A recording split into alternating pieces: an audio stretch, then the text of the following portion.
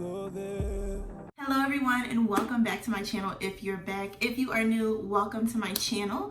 I'm Shayna and I have another true crime case for you today. Just as a disclaimer, everything that I talk about in this video is for educational and entertainment purposes, and it's all information that I have found on the internet and that I put into a video for you guys. Thank you so much for joining me today.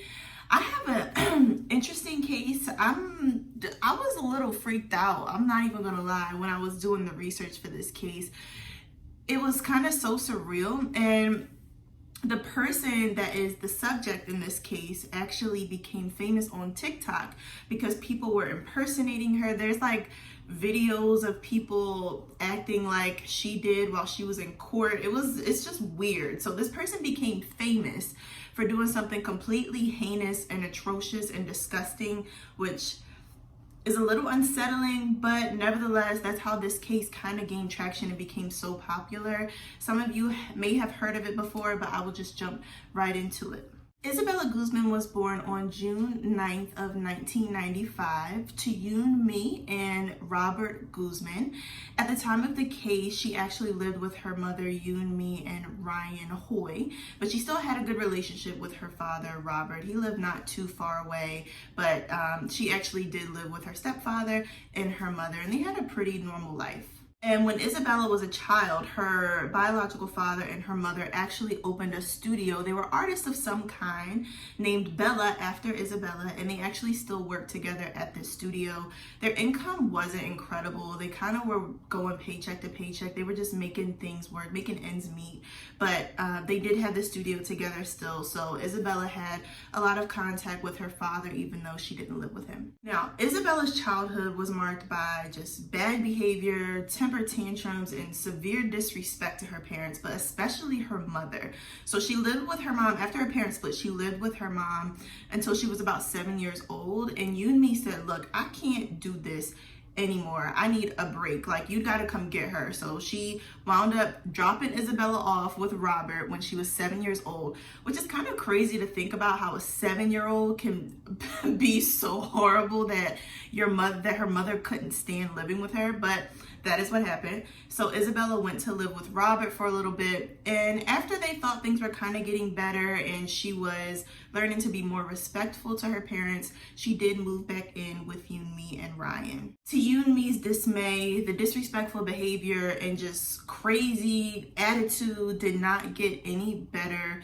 Isabella was still a terror to her mother, so the family started to realize that this wasn't just the behavior that she exhibited with everyone, it was directly related to her and her mother's relationship. Throughout her teenage years, she was still pretty bad to Yoon Mi, and she actually got to the last year of high school, she got to the last week of the last year, her final exams, and wound up dropping out. So obviously her family was just completely disappointed, but at this point she was 18 years old and there was nothing that they could have done, in theory, because I don't care how old I would have been in high school, my parents would have dragged my behind back to that school and sat me down in the chair. There wasn't no debate. It didn't matter how old I was.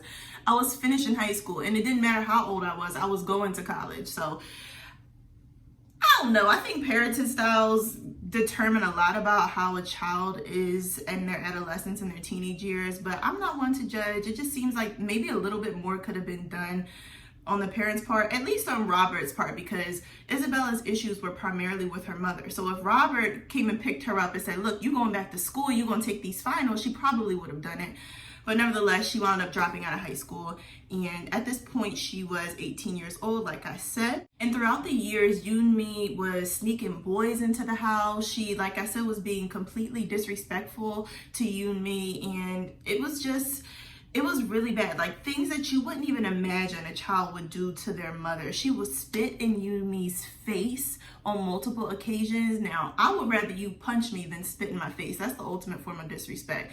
But yes, she was just horrible. She would make threats to her family, and Yoon Mi was actually kind of afraid of her daughter because she knew that Isabella wasn't afraid to follow through on her threats. Like, she wasn't making empty threats. She was saying stuff that she actually would do. Can you imagine being so afraid of your child that you let them run amok like this? There had to be a real fear in Yoon Mi for her to allow this behavior.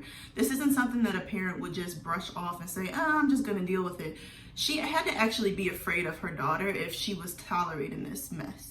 And even though she did tolerate it, she and Ryan called the police on Isabella on multiple occasions, and police officers would come out to the house because Yoonmi truly felt that her life was at risk living with Isabella. She was that crazy in terms of her like just erratic behavior. So there was a pattern over the years.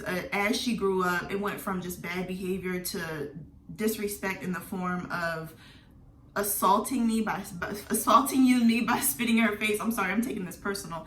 And then, the threats kind of started to escalate to the point where Yoonmi got authorities involved on multiple occasions. Now, on August 28th of 2013, again, this is the same year that Isabella is 18 years old. That night, Ryan called the police on Isabella because of another threat that she made against Yoonmi. This was a very specific threat. So that evening, Isabella and Yoonmi got into an altercation. They got into a little bit of an argument that escalated. Isabella went up to her bedroom, slammed the door, and then typed an email to Yoonmi basically saying, "You're gonna pay for what you've done." And she basically said, "I'm gonna make you make up for what you've done." So Yoonmi was like, okay, this is kind of severe. I'm really not feeling comfortable with this. So not only did Ryan call the police, but Yoonmi also called Isabella's father to come over and hopefully talk some sense into her. He says that it went pretty well. They sat outside the home and looked at nature. They talked for over an hour, and he kind of took that approach of like, hey, you're 18 years old now. Your mother can kick you out at any point. This behavior has to stop. We can't continue this crazy behavior. And he really felt like he got through to Isabella. He was sure that after that point, there weren't going to be as many problems, and Isabella was really going to make an effort to change her behavior. But unbeknownst to him, Isabella was just putting on an act, and in the back of her mind, she was actually planning her next steps. So this evening around 9 p.m., Yoonmi says to Ryan, "Look, I'm going to take a shower and then we can get in bed." Ryan's like, "Cool, no problem. After your shower, I'll meet you in bed." So Yoonmi goes up to the second floor. Ryan is in the living room and Isabella is in her bedroom.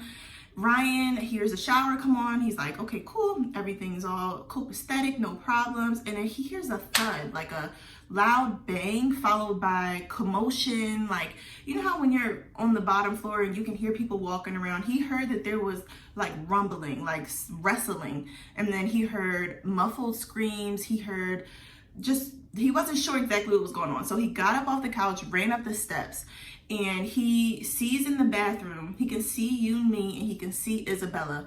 And Isabella knew he was coming. And the split second that he saw her, she slammed the door and locked it before he could get into the bathroom.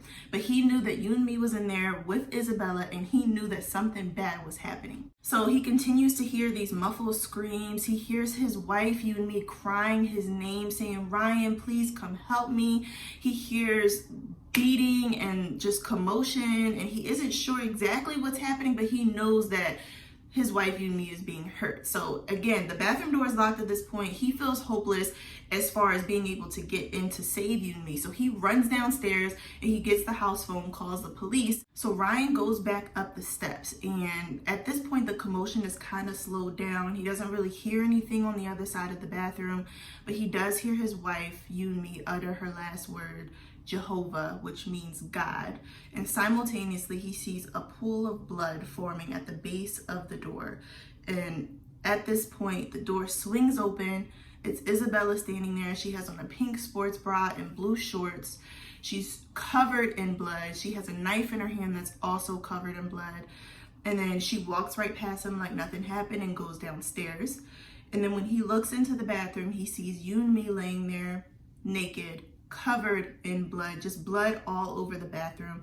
And he also sees a baseball bat laying there. So Ryan is in a complete panic. He doesn't know if he should be afraid for his own life. He's obviously traumatized because he just heard his wife be beat to death, literally. And he's horrified by the scene in front of him. Can you imagine feeling so helpless to the point where you're standing on the other side of a door and you can hear everything happening? I don't know, in my mind, I just run through all the possibilities outside of just calling the cops that he could have done. But in that, I guess you really don't know what you would do in that situation. So it's Ryan, you know, he did the best thing that he thought he could do in that situation. But when he walks into the bathroom and gets closer to you and me, he's trying to do chest compressions, he's trying to do CPR, but nothing is working. And he sees her face and her neck completely slashed up. Like, she was unrecognizable. You and me have been stabbed 79 times. There are some sources that say she was stabbed 151 times, but the most reputable sources that I could go off of all conceded that she was stabbed 79 times. She was stabbed all in the face and the neck region. So this was a very personal attack.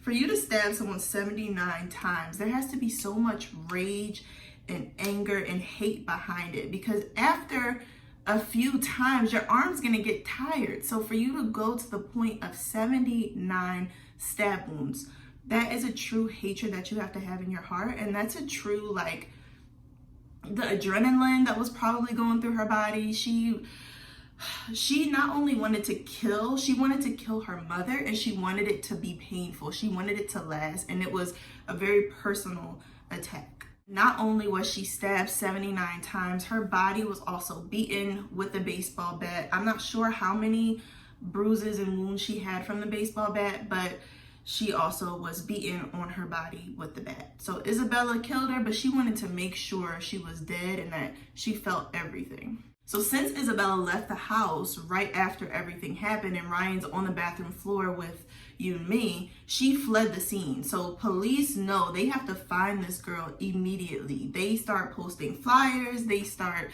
putting, everything was on the news, like the whole town knew what was going on that night. And then the following morning, the police actually get a call saying that someone saw a dead body in a parking garage.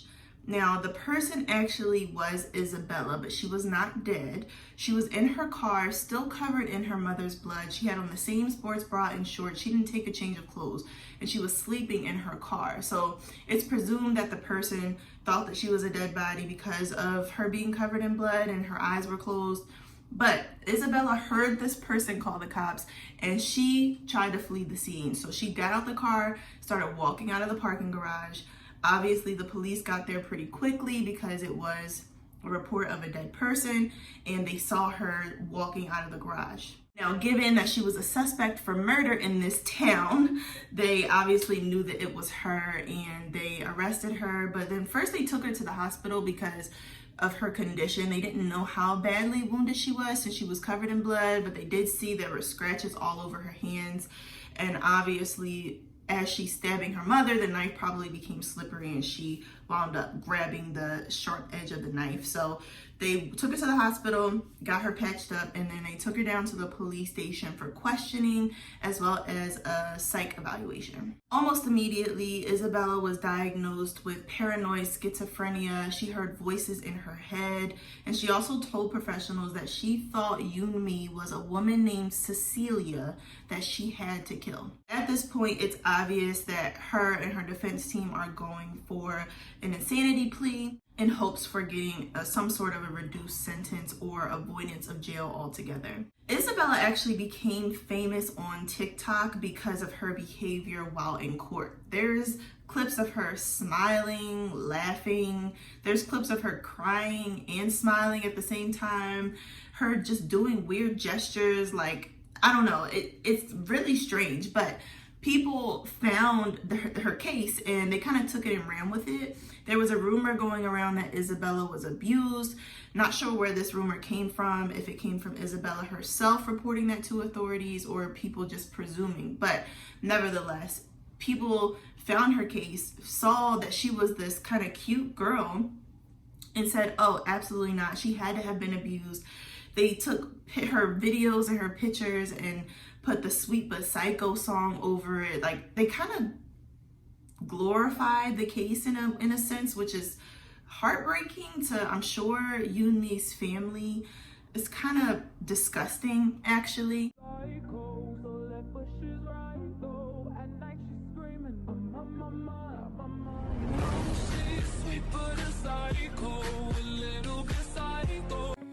that you found a way to let me down slowly. A little sympathy, I hope you can show me. If you wanna go, then I'll be so lonely. If you're leaving, baby, let me down slowly. Let me down, down. But they didn't do their research. If you actually do your research, and when you're talking about true crime cases, you have a responsibility to be well informed. Not only are you handling sensitive information that you need to make sure is correct to the best of your ability, but you're also handling information that directly impacts the family of the person who was harmed or killed. So the reason that this case gained so much traction was because ill-informed TikTokers decided to take the case and kind of glamorize it. Isabella's insanity plea was accepted, and she was sentenced to an indefinite amount of time in a mental institution. She basically, what that means is she has to stay there until staff there determine that she is no longer a threat to society. She's in the Colorado Mental Health Institute, and we don't know how long she'll be there, but at this point she is 25 years old, and she has made statements saying that she's ready to be released. She regrets what she did to her mother, and that she feels completely disconnected from the person that she was when she committed this heinous crime. This sounds so similar to the Paris Bennett case, the video that 2 videos ago that I did, where he kind of said he feels so disconnected, he regrets it, he can't believe that he ever thought that that would be an answer to his problems.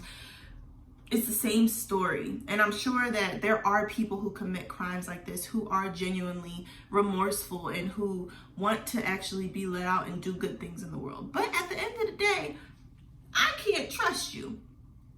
I can't trust you. I don't care if you were 5, 12, 50. I don't care how old you were when you committed the crime. I can't trust you because you've exhibited a behavior that shows that you are a risk to everyone around you. If you can kill, that's bad enough. If you can kill your mother, that's horrible. If you can stab your mother to death and then beat her with a baseball bat, I'm sorry, sis, you need to stay in that institution until further notice. But she does say that she's been taking her medication consistently and that she is in a better headspace and she feels like she's ready to come and join society again. So I don't know. I just hope them folks in that mental institution,